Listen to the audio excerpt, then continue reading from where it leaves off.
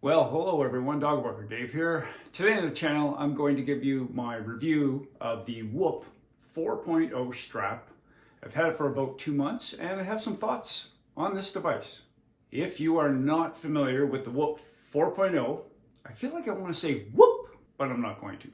If you're not familiar with the Whoop strap, it is a device without a screen that captures your data 24/7. The data includes heart rate, SpO2, or blood oxygen levels, respiration rate or breathing rate, what a lot of people will say, skin temperature, and heart rate variability, which is the time between heartbeats, measured in milliseconds, just in case you're wondering. Now with the Whoop strap, it is a subscription-based model. You don't pay for the device up front. You basically are renting it for a month at a time, which will cost you about $40 Canadian, a year at a time, or 2 years at a time. So you never end up paying for the device. So how do I feel about the Whoop strap? I'm going to give you some of the goods, and some of the not so goods, and just my overall take on this device. First of all, the goods. Because it is such a small and lightweight device, you don't even notice you're wearing it. I've had mine on basically for 2 months straight I don't even notice it's on. It's so lightweight. And it will just keep on measuring your data 24/7. And with that, when you wake up in the morning, you check the app, you go through to see how your sleep was, gives you a couple of different prompts, and I'll show you up on the screen here. It will keep track of your resting heart rate and your heart rate variability and your breathing rate and your SpO2 and all those things that I mentioned. And it shows you this data in a very nice clean app that you have on your phone. I specifically have the iPhone, but it doesn't matter. Android, iPhone, it will show you all that data on your device. And it's not meant to be taken off at all. It has a little USB charger that you basically will just stick on the outside of it like a little bit of a backpack. That will charge the device. Pull that little backpack off, plug that in, charge that. So it's like an external battery pack. And this device is not meant to be taken off at all. Wear it all the time. So that definitely is a plus because you get to wear it all the time. You get to see all your different trends over time, your week trend, your month trend, and just to see all these different changes in things like your resting heart rate, your skin temperature. So what it will do every morning is that it will give you a recovery score of 0 to 100, obviously closer to 100 and you're fully recovered. And it will also give you a strain score based on what you should be able to take on for a strain for that day. It's catered more towards running and other endurance sports, running, cycling, cross-country skiing, all those kind of things. It's not meant for more the power sports. It's meant more for an endurance athlete. And we'll give you the strain score on a scale of 1 to 21. It's kind of a weird number, but that's what you're given. If it gives you a strain score of 21, that means you can go really hard that day. If it gives you a strain score first thing in the morning of 10, well, that's a day that you're going to be working out easy, or maybe even taking the day off.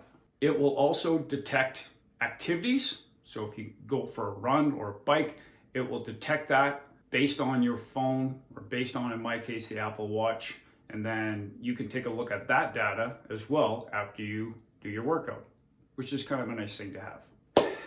Now, the not so good, everyone. First thing, this is a subscription-based model. You must pay a bare minimum 1 month at a time to have this device. If you pay on a month-to-month basis, my case, I didn't do that. I signed up for 1 year, but if you pay a month-to-month basis in Canada, it's going to run you $40.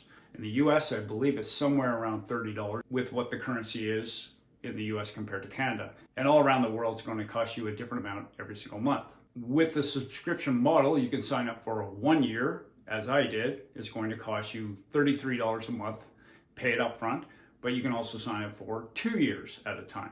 That, in my opinion, subscription-based model, I knew what I was getting into when I got this device, signed up for it, and I knew everything about it, but I just wanted to check out, see what the device was all about. That is a definite negative against something like this. It is nice to have the metrics while you're sleeping and keeping track of all your data. But if you're someone that's been doing endurance sports for as long as I have, or someone that's relatively in tune with how your body feels when you exercise and whether you feel that you need time off or anything like that, or taking it easy, I believe you don't need something like this to keep track of that. It will show you, as I will show two different instances, when I had a flu coming on, and I could feel it in my body, my throat was starting to get sore, and I could feel my heart rate was elevated. And in the morning when I checked, it showed all the 5 different metrics that it keeps track of that were all elevated. My skin temperature was up, my heart rate variability was down, which is not a good thing. My resting heart rate was 20 beats above what it should be. My breathing rate was off. Every different metric was off, but I don't need a device to tell me that I'm not feeling well.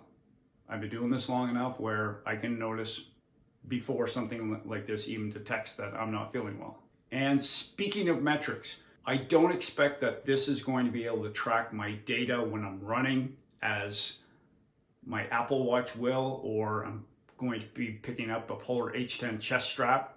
I know that this is not going to be as accurate, but there were a couple of instances when I was on my run that after my run, I looked at the data and I had a heart rate in some cases of 185. Now, at my tender young age of 55, I know that my maximum heart rate based on exercise is not the 220 minus the age formula. I can actually hit 185, maybe a little bit more in a max heart rate test. I know I was nowhere near 185 when I tested it. I was probably in the 140s, but it was registering 185, and one time I think I was up close to 190. At 185 to 190 heart rate, I will be gasping for air. I was not even close to that during the run. Will I trust this device to keep track of all my metrics for my runs? Not at all. Well, I guess as you can tell by this review, would I recommend this device? No, not at all. I would not recommend anyone going out and getting this device. I went out and picked this device up, give it a try, to let you know what I think about this device. For the price I paid for the subscription for this for 1 year, I could get an Apple Watch SE. I could get a Fitbit. I could get a Garmin device. I could get a Google Watch. I could get a Samsung Watch. I could get any of those devices. And not only for about the same price that I'm paying for 1 year subscription for this device, I get to keep it afterwards. So it's not worth it. Not worth it at all, in my opinion. I am stuck with this Whoop strap for 10 more months. And I will be sending it back unless they provide it to me for free and give me a subscription for free. And based on this video, if they catch wind of this video, they won't be sending me anything for free. Well, everyone, sorry to be the bearer of honest news, but I figure that's the way to go. In my opinion, anybody out there on YouTube or anyone on the internet who recommends this device falls in one of two camps. Might be a third one, but I'll just say it's one of two camps. Number one, they get an affiliate link, they put it in their comments, and that they get a little bit of a kickback from Whoop for promoting this device. That's not me. I would never recommend this to anyone.